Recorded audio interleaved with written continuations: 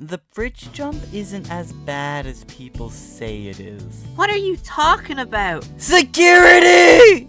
Thank you, Liam. No problemo.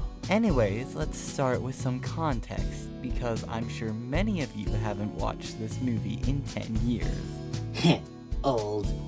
What is happening? With great age comes great wisdom. So, after Thomas gets into an epic off-camera crash, he is sent to the steamworks. He's feeling down in the dumps. Lost Treasure did it better. Victor tries to comfort Thomas, to little success. But Kevin has something important. Gordon, the has skipped his safety check and doesn't have his safety valve. Being the hero he is, Thomas goes to bring it to Gordon. Uh-oh, the drawbridge is rising. Thomas has to jump it. Luckily, he defies all physics and lands the jump. However, he isn't lucky enough to get the safety valve to Gordon, and his boiler explodes.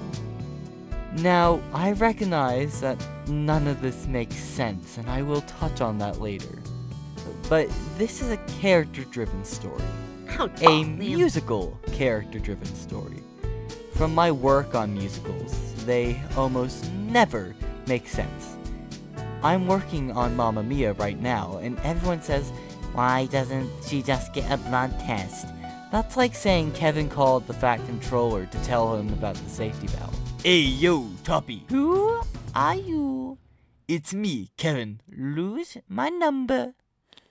Given that this is a character-driven story, I think we need to delve into who Thomas is to understand why he would jump a bridge. There are three things that Thomas loves most in the world.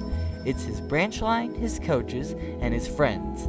Even though Gordon is a grumpy pain in the Brenner era, I would never go as far to say that he and Thomas aren't friends. Furthermore, Thomas is the type of engine to never give up.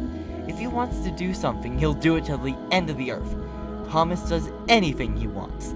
If he genuinely believes that he can jump a drawbridge, he will find a way to do it, especially if it's for a friend. I mean, one of the biggest morals of the show is to be a good friend, and the embodiment of that is Thomas. Later in the movie, during the shunting contest, Thomas drops what he's doing to save Philip. The reason why he's in the contest anyways is to help Percy. Now that I think about it, Thomas feels a lot more in character when he isn't trying to be all faster, bigger, and stronger. All he needs are his 6 more wheels. So, while it isn't realistic in the slightest, I think it's a great character moment. Liam starts clapping. Woo! Yeah! Woo! Thank you. Now let me tell you something. Thomas is feeling down beforehand. He's not able to go to the show and is showing clear signs of dysphoria. By climbing the bridge, not only is he rising through his emotions, but he's also beating the allegations he holds himself to. He thinks he needs to be faster, bigger, and stronger to accomplish who he thinks he should be. But when he crosses that bridge, quite literally, he finds that he can actually do it. He shows off who Thomas really is to everyone by helping Ashima in the shunting competition, breaking Gordon, although unsuccessfully by no fault of his own, his safety valve, and rescuing Philip. He shows that in the end, no matter your size, limitations, disabilities, or self-doubt, you can make an impact. It's really weird to say, but for one of Thomas's most disliked scenes, it had a really big impact on his character growth, and I, for one, really appreciate the movie for this.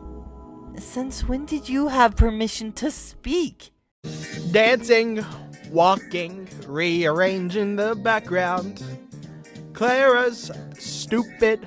I let the river out of the cage. What? Like, Thomas shouldn't even be able to get up there because his buffers would just block the way. But even if they didn't, his wheels wouldn't naturally go over like that big of a, or like that sudden gradient change. Like, it's flat ground to like a whatever this angle is that the bridge is doing.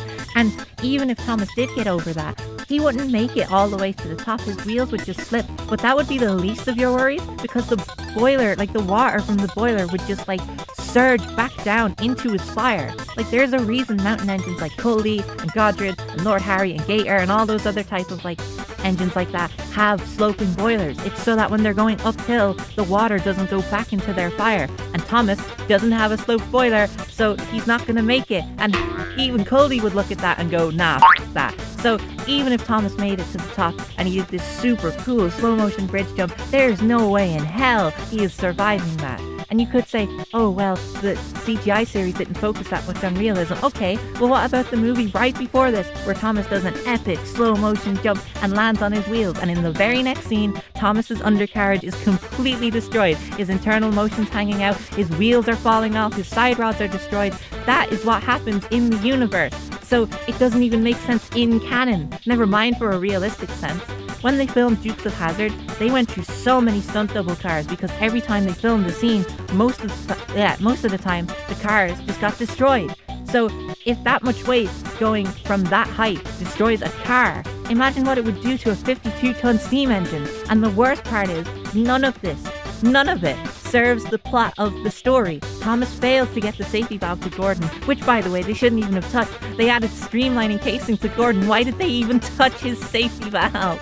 And it was all for nothing. It was a mediocre boiler explosion. A boiler explosion doesn't even look like that. The steam is like leaking through the streamlined casing. The boiler is underneath. So what? Did his boiler already explode? That doesn't make any sense. It's gonna be realistically, there'd be like tubes jutting out of the front. Gordon should have died.